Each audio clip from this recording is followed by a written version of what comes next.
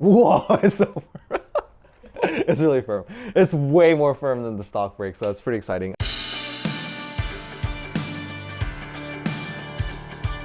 Welcome to another episode of the mini bike build, and today we're going to do a really exciting upgrade, which is probably one of the best upgrades you can do for your KX65 mini bike, which is a big brake kit. And what that does is it takes the stock 65 brake kit, we remove it, and you use an aftermarket bracket, and then you can then install a CRF450R brake kit, which is huge because you're going from a single piston to a double piston, and you're also getting a much bigger rotor as well as much bigger caliper, brake pads, etc. We'll show you the parts that you need, and then we'll walk you step by step through the process. We'll show you guys all you need to know about the big brake kit conversion. All right, okay, so these are the parts that you'll need for the conversion. You can order a Honda CRF450R brake master cylinder and calipers here. Just make sure that when you order, you get the OEM stuff. Additionally, you're gonna need to get a conversion bracket. So essentially, this is the H&R conversion bracket. I think most of the guys that make these no longer make them. And so it's gonna be kind of hard to find them, but we can maybe get the dimensions or something and Peter can fabricate it. Yes, he can do it. Okay, so that's what you'll need as well. In the process, we're gonna install a new set of brake pads. These are the Caliper brake pads. I'll put the part numbers and the price on the screen as well. You'll also need a new brake rotor that'll fit the 450 caliper. And then of course, make sure you have steel lines and the appropriate banjo bolts. So I'll put all the parts on the screen and let's get started. Cool. Okay, so to get started, you have to remove the brake system that you already have. I don't have that video because it's already been removed, but essentially start from the top to go to the bottom, and then just remove your master cylinder and work your way down, drain the system, and then remove the calipers that you have on the bike. You will also want to remove the wheel and get the rotors off and put the new rotor on, and then start from there. Cool. Okay.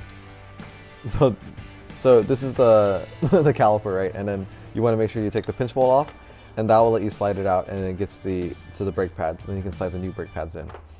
These actually look pretty unused, but yeah, whatever. We'll put new pads on.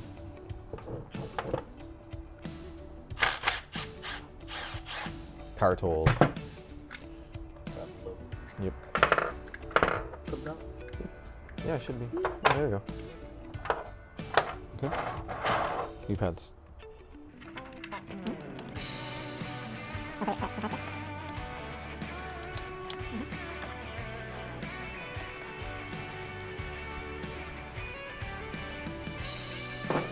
That's tight. Okay. So now we're gonna put on the bracket. Okay, let's move over to the bike now. So one of the annoying things is that because the caliper is so big, if you have the rotors already mounted on the wheel, it's not possible to get the caliper onto the rotor. So what we do is we just leave the rotor unmounted right now. I know it's kind of weird, so that you can angle it out and you can slip the caliper into it, and then once you have that secured, then you can mount the rotors in and torque it in appropriately. So yeah, so you leave it loose there. Try not to damage it. So these bolts that come with the caliper need to come out because we're gonna have to use this longer one that comes with this bracket, and then and the appropriate spacers you can fit in. And then it goes right there. Wait, just kidding. Yeah? No, just kidding. Sorry, I'm dumb. I'm dumb. So it's here. These are here, and then the spacers are for the back set, like this. So right here. So the spacers work like this, so you can put the bolt in, and it's at the same width. Cool. You have to make sure that stays in place. Yeah. Nice.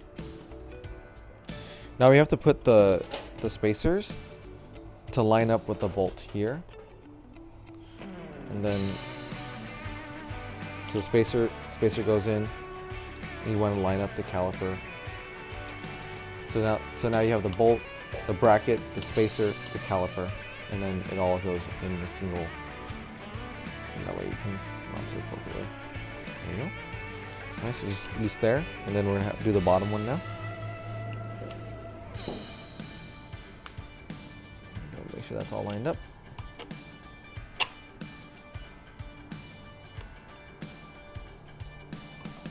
Just hand tight that.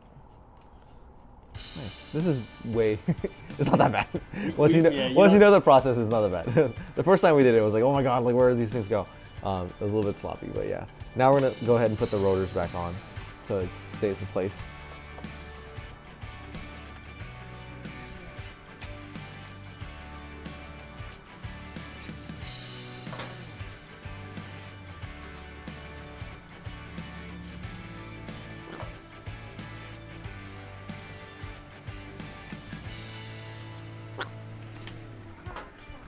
Okay, so tighten the rotors.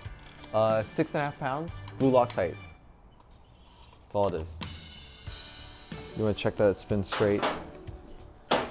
Looks like it's relatively straight. Pro tip, don't buy Chinese caliper.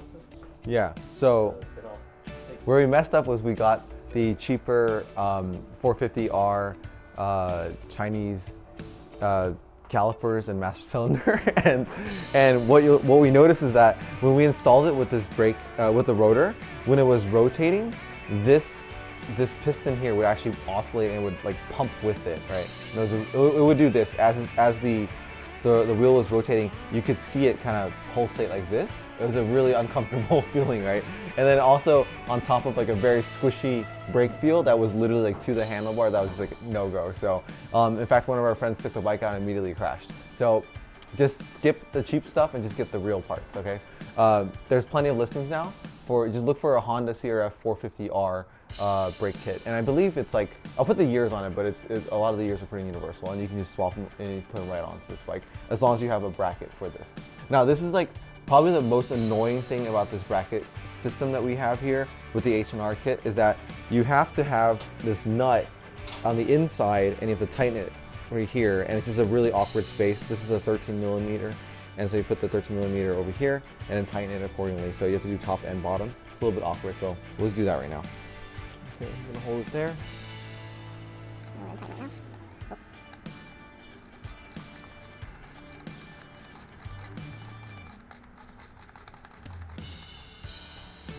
Yo, okay, let's do the bottom one.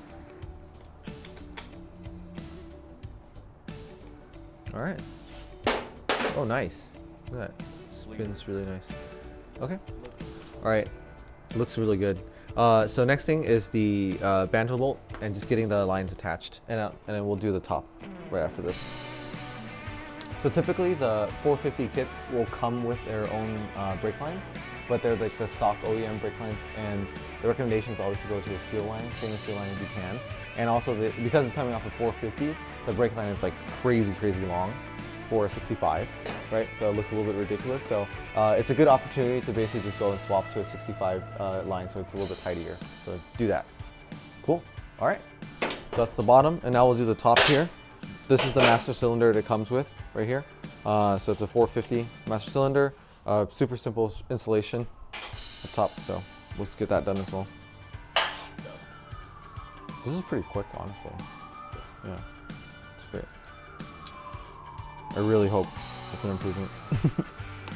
I think it will. Nice. Get the banjo bolt on first, easier. Good.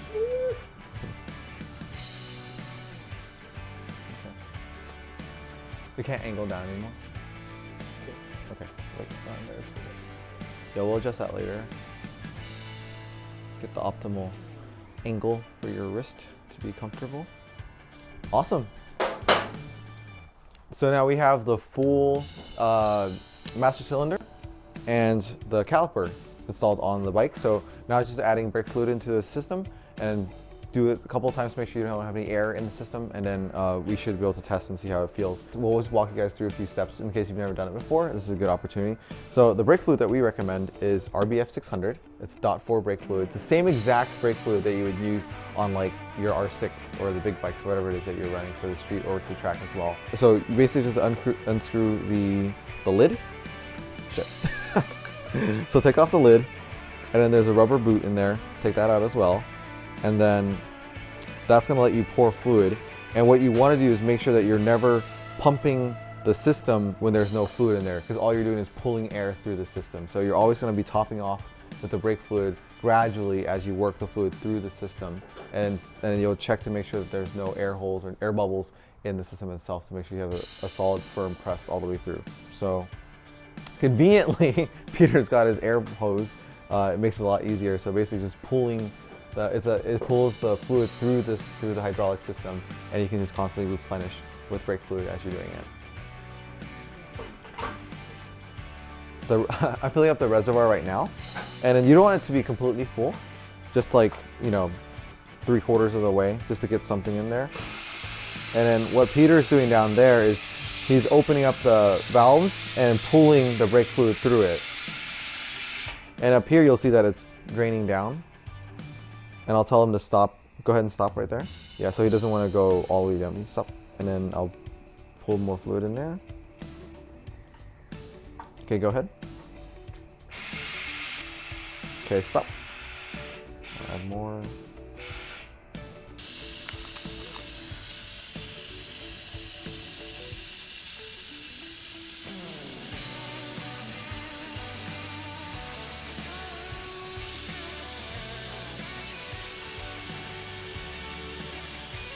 Okay. Okay. There we go. Now we're getting brake feel. Yay! Yeah, woo! You want to do another one? Yeah, let's keep doing it.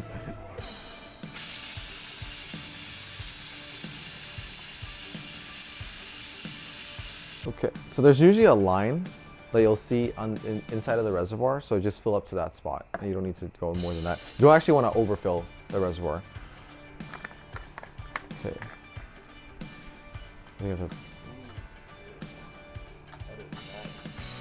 squeaky though, yeah. Lubricated. Oh, it's, yeah, a lot more. Okay, so we're gonna use the brake fluid to actually lubricate the lever itself. It's a little bit squeaky, but I can tell you the feel is really good compared to the stock master cylinder already. So that's pretty awesome. That's exciting. Very exciting. Okay, so go ahead and put the boot back on. This guy just goes back on, and then where is the cap? Nice, nice. Love a good brake. I'll tell you that. I'm sorry. You say it. You say it. You say it. This is how you unsqueak a brake lever. So you use the Q-tip with brake cleaner, and you just jam it in there, and work it in there. It's a good lubricant. Look at that. Amazing feel.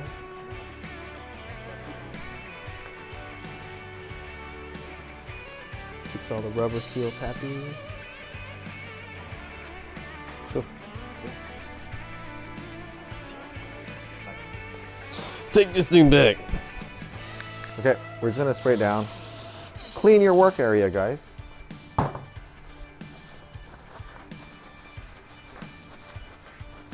And we're good to go. Yeah, ready to ride. So let's test it out one more time. Much better than before.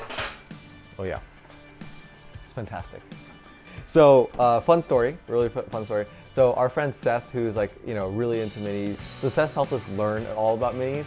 He took Peter's 65 out, and Peter has a similar setup with his KTM 65. And Seth actually broke his ribs because he didn't expect how hard and how firm the brakes are. I can tell you this is extremely more firm brake grip than the stock setup. So it'll be really fun to test it out. Hopefully we don't break our ribs, but we'll see. So that's the installation for today, and what we'll do in the next episode is we'll actually take it out on track and test it with the other 65 that we have that has like a stock brake setup. And one question I do want to answer is like, is this upgrade worth it? Because honestly, it's quite pricey for a mini bike upgrade, right? You've got the 450R master cylinder and caliper, you've got the rotors, you've got the steel lines, the brake pads, and you know, it's a pretty beefy upgrade for a mini bike. So we'll report back to see whether or not it's worth it. So I'm curious, it'll be really fun. We'll also slap on a lap timer, do a couple testing laps, and see if actually, you know, can you actually get a better time, better results with this brake kit. So I hope so. All right, so that's it for today. Thank you very much. We'll see you in the next episode.